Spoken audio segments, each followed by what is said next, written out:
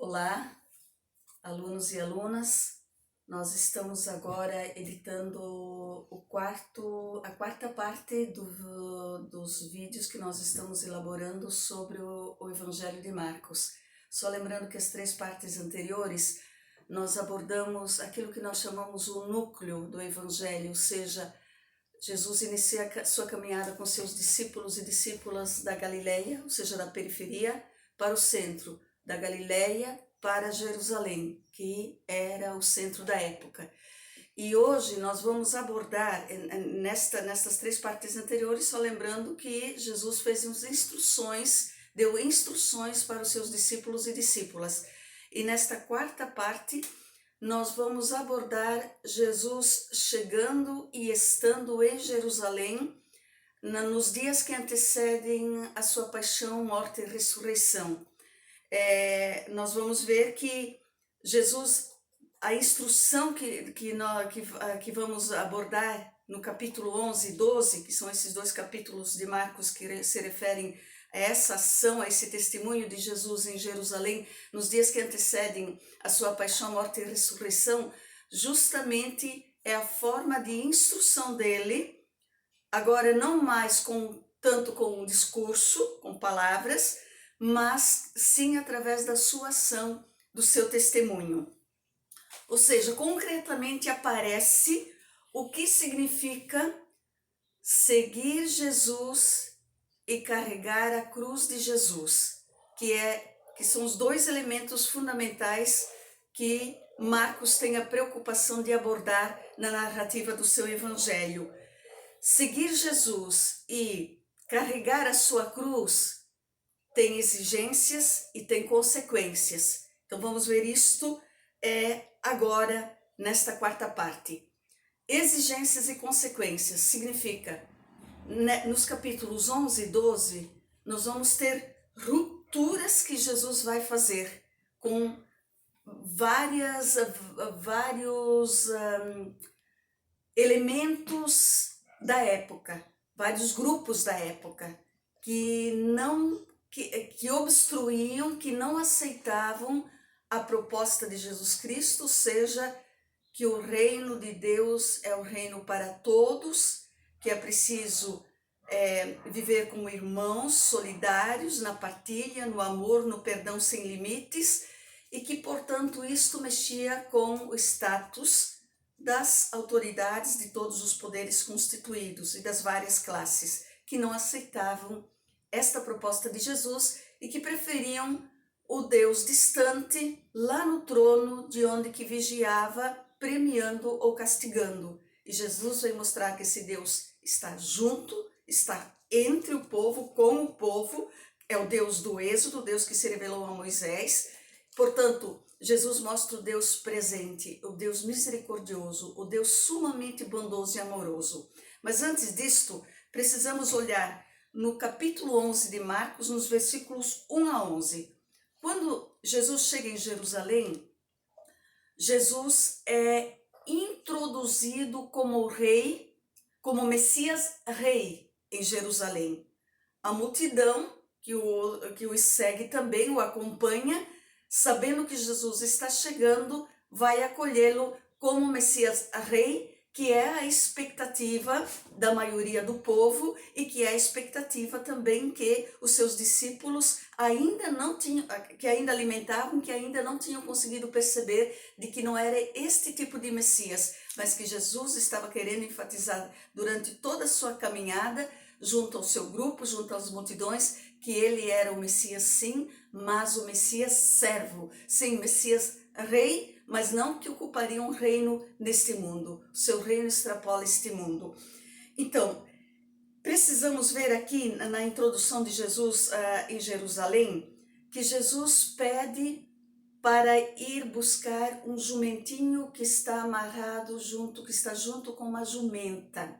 E é interessante notar que jumento era na época o animal de serviço, do trabalho.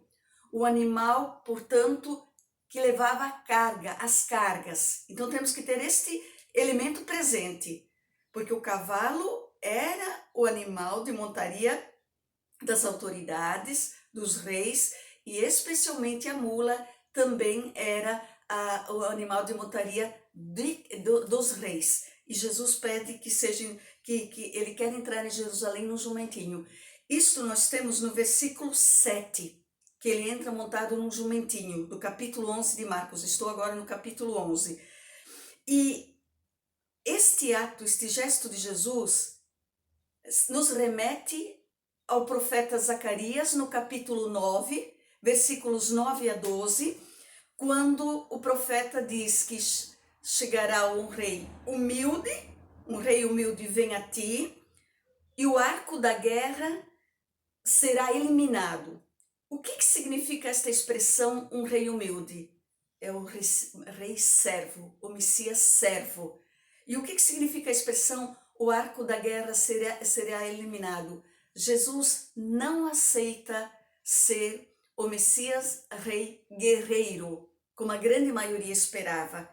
Jesus se mantém humilde e no caminho do serviço. Por isso, Messias servo. Lembrando que o jumento era um animal de carga, um animal de serviço. Por isso, Jesus escolhe o jumento, o jumentinho ainda.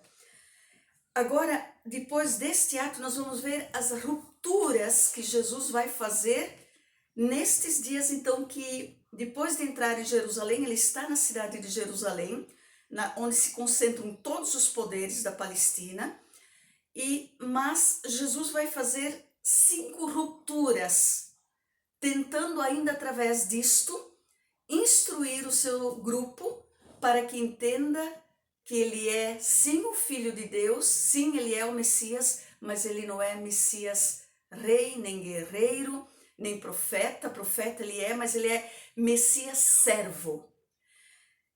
Então vamos ver, a primeira ruptura nós vamos ter no capítulo 11, nos versículos 12 ao versículo 26. Nesta ruptura aqui, nós vamos ter Jesus entrando no templo. Ou seja, essa primeira ruptura, Jesus rompe com o templo, por tudo aquilo que o templo passou a significar. Não mais casa de oração, mas lugar de dominação, lugar de passar uma outra teologia para o povo, que não era a teologia do êxodo, que não mostrava o rosto verdadeiro de Deus, mas mostrava uma caricatura de Deus.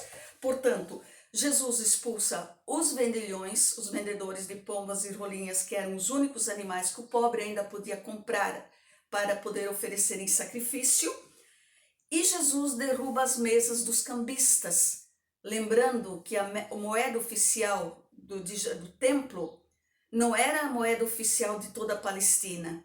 E esta moeda oficial, se para nós entendermos numa linguagem atual, a moeda do templo equivalia àquilo que hoje significa no mundo o euro. E agora podemos dizer inclusive o dólar, né? Isso já chegou próximo ou quase no euro. Então, esta primeira ruptura é com o templo, não é casa de oração. Uma segunda ruptura nós vamos encontrar em Marcos, capítulo 11, versículos 27 até o versículo 27 até o capítulo 12, versículo 12. Nós vamos ter agora Jesus rompendo, como consequência que ele rompe com o templo. É evidente que quem está diretamente atuando no templo não vai aceitar o que Jesus faz. Não tem coragem de se expor aqui. Por quê? Porque o povo entendeu o que Jesus fez. Agora, aqui, estas 3 categorias aqui, que são os sumos sacerdotes, os escribas ou doutores da lei e os anciãos. Nós precisamos lembrar que anciãos, no sentido nas 4 narrativas do Evangelho, significa os detentores do poder econômico. Então, Jesus vai romper com os sumos sacerdotes, os doutores da lei ou escribas, que é a mesma categoria, e os anciãos. Por quê? Eles querem saber com que autoridade Jesus fez todas essas coisas. Entrou no templo e tudo aquilo que Jesus já tinha feito até então. Com que autoridade Jesus faz essas coisas? Nós temos isso no versículo 28 do capítulo 11 de Marcos. Novamente, sumos sacerdotes, escribas e anciãos decidem matar Jesus, porém tem medo do povo, por causa disto que aconteceu aqui. Então, no versículo 12 tem isso, temos, ou seja, eles têm medo do povo, então eles começam a tramar às escondidas. Qual é o melhor meio de nós conseguirmos chegar a Jesus e a matá-lo? Portanto, Jesus rompe com isto. Depois nós seguimos para a terceira ruptura, que nós encontramos em Marcos, no capítulo 12, nos versículos 13 a 17. Aqui, Jesus vai romper com os fariseus e os herodianos. Mas é interessante notar que os fariseus e herodianos, eles eram as lideranças da Galileia. Tá, mas o que esse pessoal está fazendo em Jerusalém, na Judéia? Nós não podemos esquecer que há alguns dias está na semana que antecede a Páscoa judaica. E todos os judeus têm a obrigação de se deslocar de onde que moram e ir até o centro, ou seja, até a Galileia, até o templo para celebrar a Páscoa. Por isso, Jesus vai romper com os fariseus e herodianos, por que motivo? Primeiro, se nós olharmos no capítulo 3 do Evangelho de Marcos, no versículo 6, nós vamos ver que justamente os fariseus e os herodianos já tinham decidido matar Jesus. E